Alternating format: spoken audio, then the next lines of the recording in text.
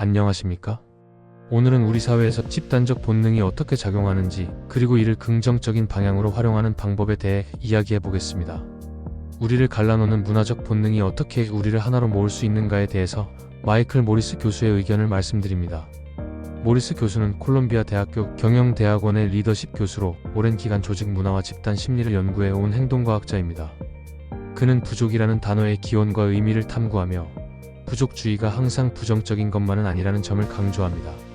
오히려 우리의 문화적 본능을 올바르게 이해하고 활용하면 성과를 높이고 관계를 개선하며 조직과 사회에 긍정적인 변화를 가져올 수 있다고 주장합니다. 오늘 우리는 모리스 교수의 통찰을 바탕으로 집단적 본능을 어떻게 생산적으로 활용할 것인가에 대한 해답을 찾아보겠습니다. 먼저 부족이라는 단어가 왜 오해를 받고 있는지 살펴보겠습니다.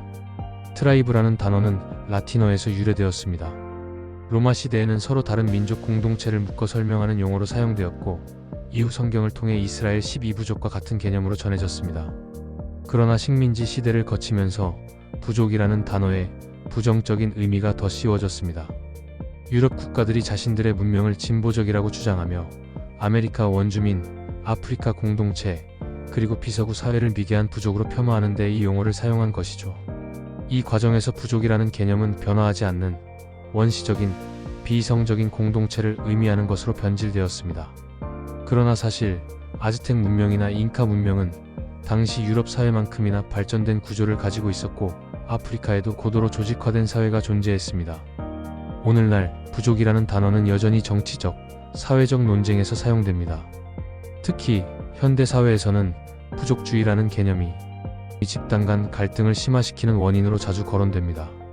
하지만 모리스 교수는 이러한 접근이 단편적이라고 말합니다. 그는 집단적 본능이 단순히 분열을 초래하는 것이 아니라 협력과 소속감을 형성하는 중요한 요소라고 주장합니다. 모리스 교수는 행동과학자로서 오랫동안 개인과 조직의 행동 패턴을 연구해 왔습니다. 그는 기업, 정치 캠페인, 정부 기관을 대상으로 컨설팅을 하면서 문화가 어떻게 조직의 성과와 의사결정에 영향을 미치는지 분석해 왔습니다. 그는 문화는 변하지 않는다는 통념이 잘못되었다고 지적합니다. 문화는 고정된 것이 아니라 끊임없이 변하는 유동적인 존재이며 우리가 의도적으로 변화시킬 수 있는 대상이라는 것이죠. 그렇다면 이 집단적 본능을 활용하여 더 나은 조직 문화와 사회적 변화를 만들어낼 수 있을까요? 모리스 교수는 그 해답을 찾기 위해 다양한 사례를 연구했습니다. 스포츠는 집단적 본능이 어떻게 작용하는지 보여주는 대표적인 예입니다. 네덜란드의 유명 축구 감독 거스 히딩크는 이를 가장 잘 활용한 지도자 중 한 명입니다. 그는 오랫동안 여러 나라에서 축구팀을 이끌며 기존의 문화적 고정관념을 깨뜨리는 방식으로 팀을 성공으로 이끌었습니다. 2002년 한일 월드컵에서 한국 국가대표팀을 맡았던 히딩크 감독은 처음 한국에 왔을 때 큰 반발을 샀습니다. 그는 기존의 권위적인 선발 방식 대신 열린 경쟁 시스템을 도입했습니다. 사회적 배경과 상관없이 실력 있는 선수에게 기회를 주었습니다. 유럽의 토털 풋볼을 한국 스타일과 결합하여 새로운 전술을 만들었습니다. 그 결과 한국은 사상 최초로 월드컵 4강에 진출하는 기적을 만들어냈습니다. 놀라운 점은 히딩크의 방식이 단순히 축구팀의 변화에 그치지 않았다는 것입니다. 한국 사회 전반에 걸쳐 기업, 학교, 대학 등이 보다 개방적인 문화로 변화하는 계기가 되었습니다. 이 사례는 집단적 본능이 단순한 경쟁과 갈등이 아니라 새로운 협력 방식과 혁신을 만들어낼 수 있음을 보여줍니다. 그렇다면 기업과 조직의 리더들은 집단적 본능을 어떻게 활용할 수 있을까요? 모리스 교수는 사람들이 본능적으로 따르는 세 가지 유형의 집단적 본능을 제시합니다. 1. 동료 본능. 우리는 주변 사람들을 따라가는 경향이 있습니다. 이것이 긍정적으로 활용되면 집단 내에서 성과를 높이고 협력을 촉진할 수 있습니다. 높은 성취 문화를 가진 팀에서는 개인의 성과도 자연스럽게 올라갑니다. 잘 설계된 협업 환경에서는 팀원들이 서로의 행동을 모방하며 생산성이 향상됩니다. 이 영웅 본능. 우리는 집단을 위해 희생하는 영웅을 존경합니다.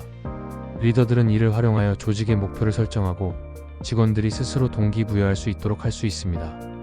기업이 영웅적인 스토리를 만들면 직원들은 자부심을 느끼며 몰입도가 높아집니다.